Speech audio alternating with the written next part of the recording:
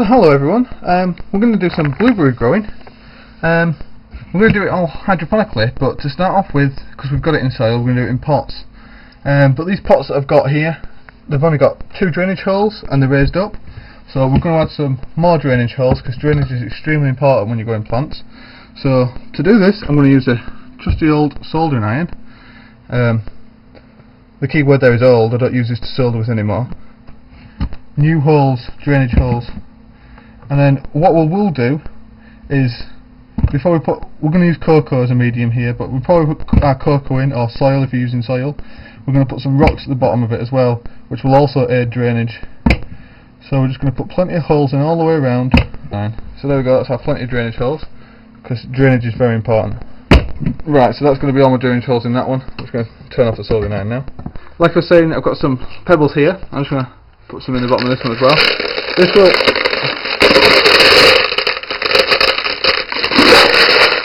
just work like that, so it just covers the bottom of the bow. That will aid drainage very well. It'll make it very easy to drain. What I want to do now is put in our potting medium, which is going to be coco. So let me get the coco ready. So we've got a nice bag of coco professional. Oh. So this isn't actually soil or peat or compost, it's made from coconut husks, hence the name coco. So we're just going to cut it open. You can see there, it might look like compost, it might look like peat, but it's not. So let's get it into our pots.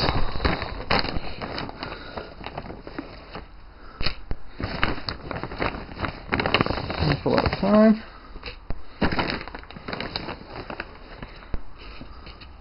Right, so that's good. Just clear off our trays. We'll hoover up after. Get the bits on the carpet. Right, so now we want to plant our blueberry plants. So let's go get them. Right, so here's one of the blueberry plants I've got. One of 2. It's blue crop, as this label says, but we're just going to take this label off. The reason we do that is to can choke the plants as the plant gets bigger. It can like strangle them. So we'll take it off and we'll attach it to the pot after we've potted. Right, so now we want to pot this into our pot. So what we're going to do is just put it back on for a second. Just going to make a small little indent, not too much, and just pop it in there like so. I'm just going to break it up a bit, the old root ball.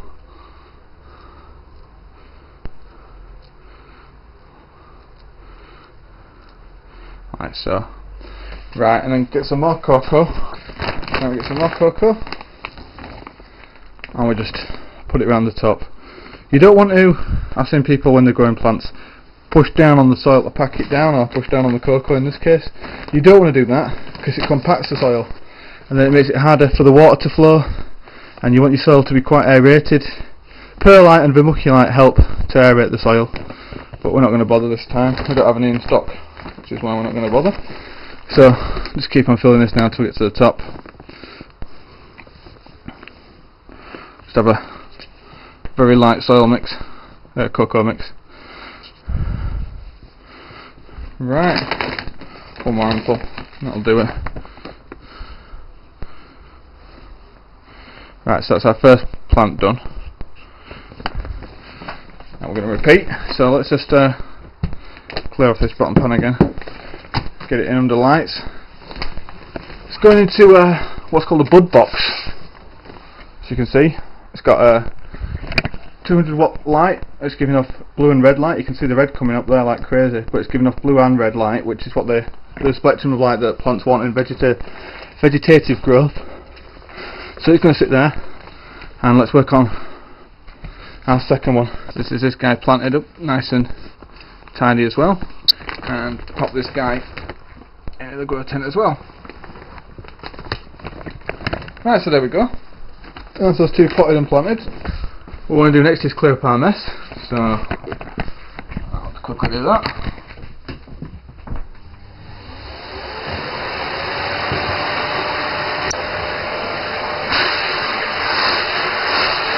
Next up we want to make a nutrient solution, so I'm going to go prepare everything I need, get some jugs and stuff, and show you how we make our correct nutrient solution. So this is everything we're going to use to make our fertiliser.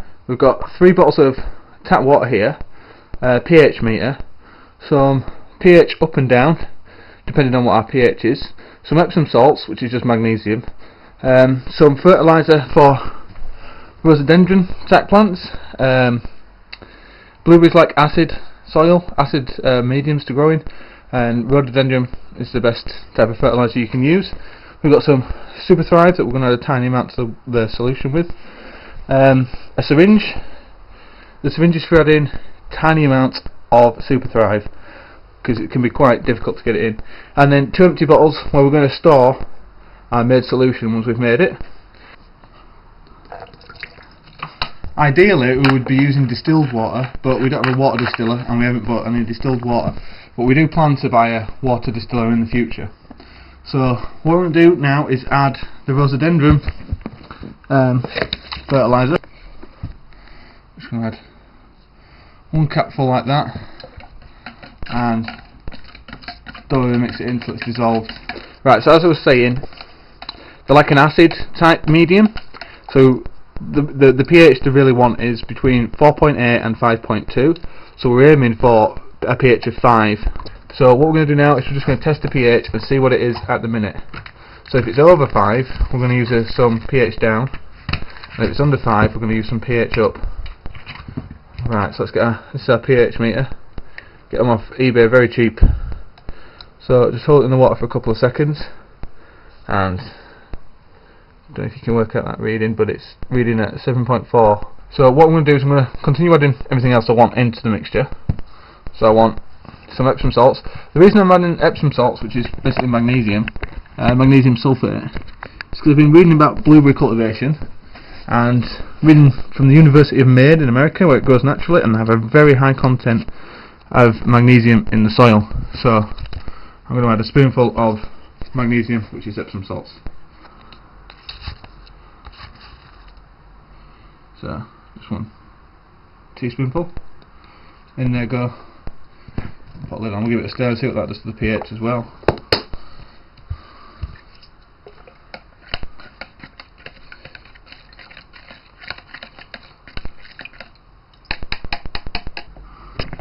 Right, so the Epsom salt's lowered it down to 6.7, which is reading at the minute.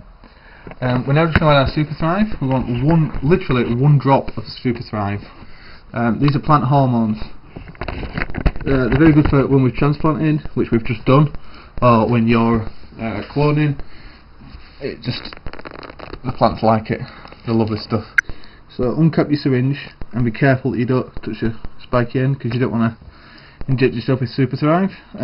Pop it in your bottle and just draw some of it up, and then we'll put a couple of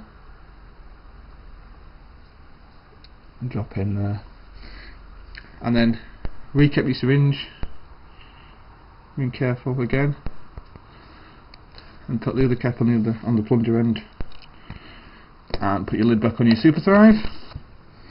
I'll just give that a stir again.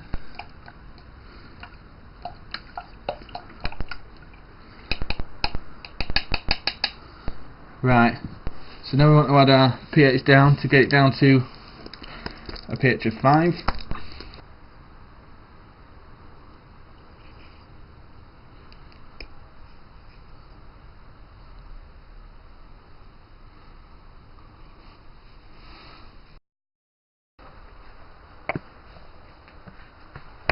So using our pH up and down, we've managed to get the pH to exactly 5. I'm not sure if you can see it on this camera.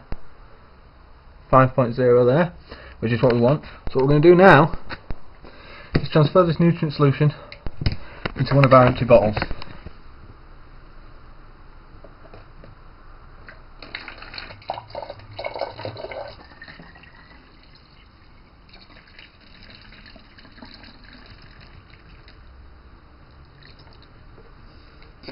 There we go.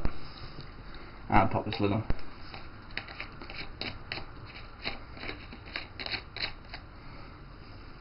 So that's our first bottle of nutrient solution made. I'm just going to repeat that process now, and I'll come back to you when I've got 2 bottles done. Right, so now we've got a complete clearware. We've got 2 bottles of nutrient solution here, and we've got our 2 plants potted in here. So what we're going to do is we're going to water them in. I want to give them a very thorough watering in, because it's the cocoa's fresh as well, so we want it saturated really, and it should have good drainage because we put the stones in the bottom and we put the new holes in the bottom. So let's gently pour it in, and you want to water around the stem, never actually on the plant, but around. So let's see if that drains through, and we'll give this guy some, or girl, I'm not sure.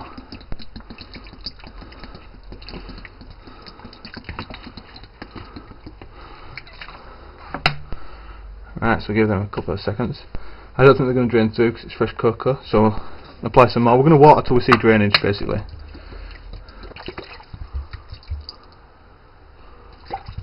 Got drainage on that guy there, or girl.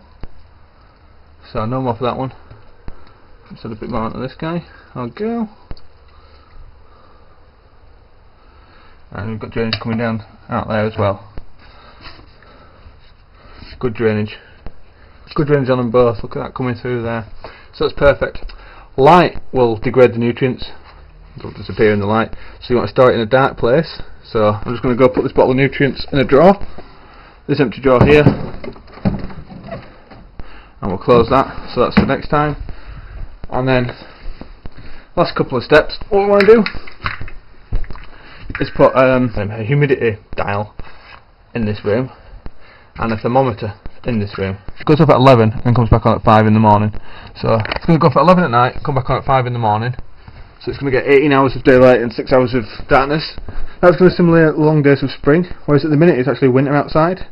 So they would grow very slowly, it'd take me a long time to get them established. In here, they're going to be stressed because I've got the plants through the post. So it's going to take them about a week before they're stressed, but after that we should start seeing some fresh growth. You see here, I'll show you some early pruning. This bit's dead here. So I'm just going to take it off in my hand. You can see it's dead. So I always take dead bits off. Right, so we'll seal this guy up. They're really great, these tents, by the way. The plain white backing of them reflects the light, so you get plenty of light. And then if you install a fan up there, you've got passive inlets, so it'll suck air through there, so they get a lot of airflow, which plants need.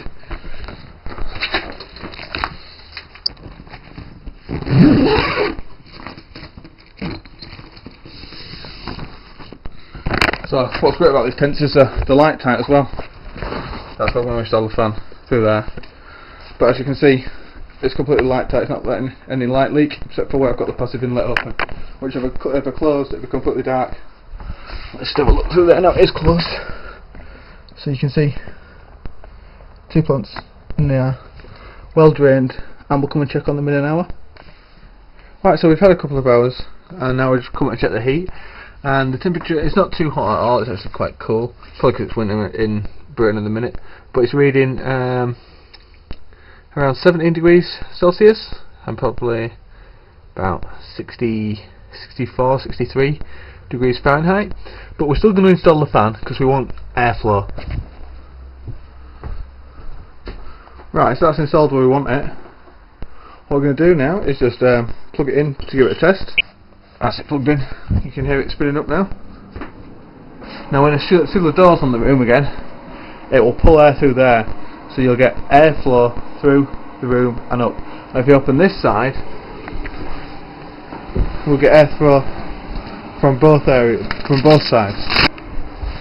Basic setup. We've got an extraction fan at this top right corner. We've got this 200 watt fluorescent light bulb with our reflecting hood to reflect the light downwards. We've got our 2 blue reflectors putted in our coco.